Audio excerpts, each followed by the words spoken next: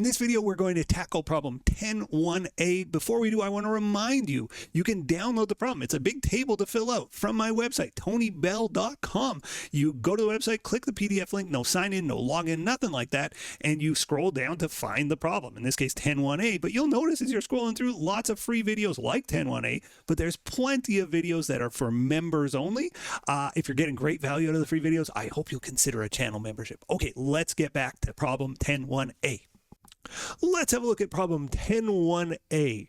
In intro accounting, when we bought, say, some equipment or a car, we would go, oh, they bought a car. So debit card, credit cash for $20,000. But intermediate accounting adds complications. So, okay, they bought a car, debit card, credit cash, $20,000, no problem there.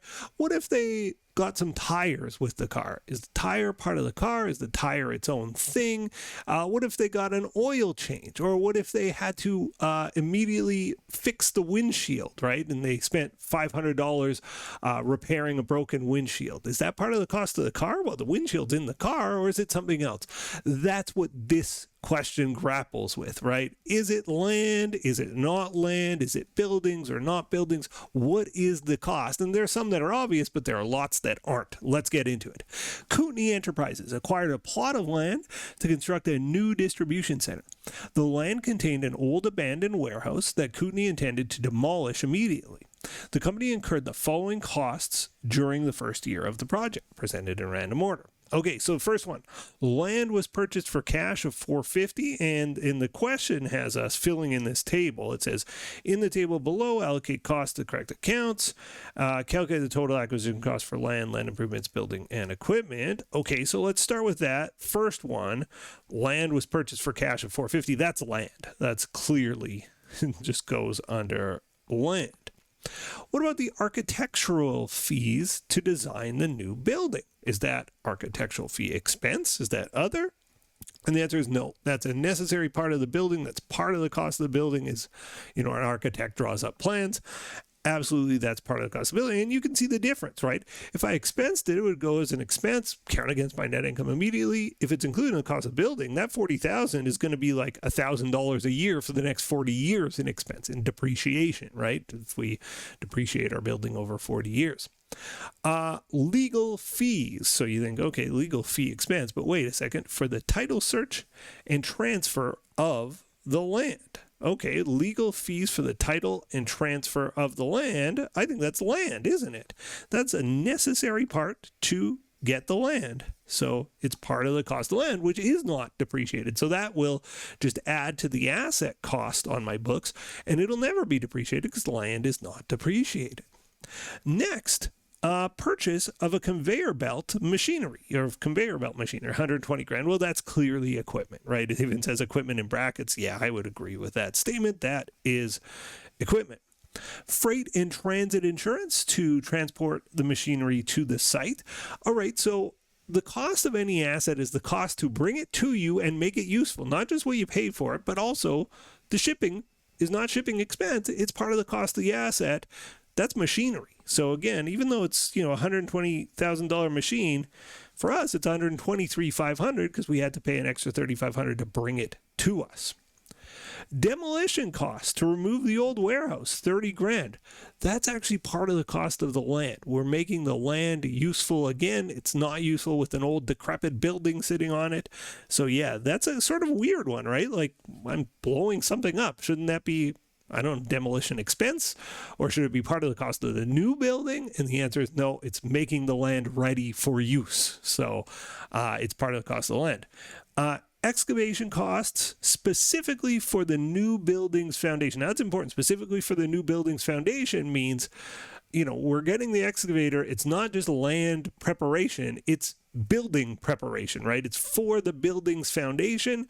So because of that, we're digging out, right? And so this is building cost. This is part of the cost of the building, $22,000. Proceeds from selling scrap material from the demolished warehouse. All right, so remember, now again, I read the word warehouse and I'm thinking building, but no, this was all to do with the land, and it's saying, it cost me $30,000, but I took 30 grand to demolish it, but I took 5 grand back. So on net, it really cost me 25. I got to reduce this by $5,000, right? This scrap benefit reduces the cost of the land. It's sort of worked in my favor for once. Something worked in my favor. Construction costs for the new building, 950 grand. It's material and labor. So again, you like labor as wages, but we know that direct labor into the building of a building, that is part of the building cost. So 950 goes into building. Next, delinquent property taxes owed by the previous owner. So we bought this land from somebody for 450 grand, and we had to pay their back taxes. There's some sort of lien against the property. Presumably, we had to pay their back taxes. This is part of like getting the land clean, right? Clean title or whatever the saying is. I'm not a realtor, but the idea is like, if I want to use this land, I got to pay off those back taxes. And probably part of the deal when I bought it. Installation of outdoor lighting. Oh, no, wait. Installation of a paved parking lot and driveway. All right, so this is sitting on the land. It's not a building. It's not land. It's something else. It's called a land improvement. Parking lots, fences, these types of things are called land improvements. And this 55 grand is a land improvement. Installation of outdoor lighting and perimeter fencing. Okay, well, I kind of gave it away with my explanation. I didn't read the fencing bit. I read the lighting bit, and I was like, okay, lighting is also a land improvement, and so too is fencing, right? These are all things that sit on the land, but land lives forever. Your light poles do not live forever. They live 20 years or whatever the number is. So that $18,000 is a land improvement. Grading and filling the land to permanently level it for the general site. Okay, so it's important to know what this is for, and it says for the general site. If this was specifically related to the building, we might call it building, or parking lot is a very common thing. If it was for the parking lot, we call it parking lot, but it says this is just to level the whole thing, or to make the generally, make things ready. We're calling this land. That one's a little bit tricky. Installation and testing of the machinery, that's machinery. That's an equipment cost. That's $6,000. Final calibration of the machine to ensure proper operation. That is also equipment cost. That is part of, getting the machine ready to operate. Now, interestingly, if we had training costs, that wouldn't go to the machine. And the reason is the calibration, the machine's going to be with us for, let's say, 10 years. The calibration is going to be relevant for the operation of the machine. If we train our employees, they're not likely to be with us for that long a period. We just don't know how long they're going to be. And so training would be an expense, training to use a machine. You'll see that in future questions, including in this workbook. Repair of damage to the machinery caused by a forklift accident during installation. So somebody I used to drive a forklift. It was a catastrophe. I was so bad at my job. I wrecked multiple forklifts and wrecked some equipment as well. I was not good at my job. You have to have skill to drive a forklift. I did not. So anyway, I'm familiar with forklift accidents. So they damaged the actual machine with the forklift, which can happen, and it cost $2,000. Is that part of the cost of the machine? And the answer is no. If a repair is just to get something back to working order, it's an expense. If we do some work on something and it's to change how we use it or to extend the life, then we could call that part of the cost of machinery. But this is like just to fix something that somebody broke.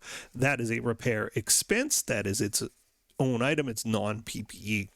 Okay, I think that's it. Let's add up our costs. So 450, I'm just going to do it in thousands, plus 4.2 thousand, plus 30,000, I'm adding up the land column, minus 5, plus 8,500, 8.5K, plus 15, we get 502,700 as our total. 55 and 18, if I were a more confident man, I'd be doing this in my head. 73, 40, okay, let's do this one in my head. 62 plus 950, 1012. That's what I predict.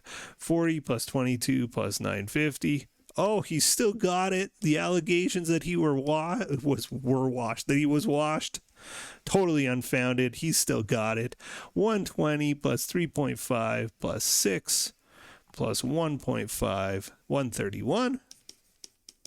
And last but not least, we only had one other, and it was the repair. But there you go.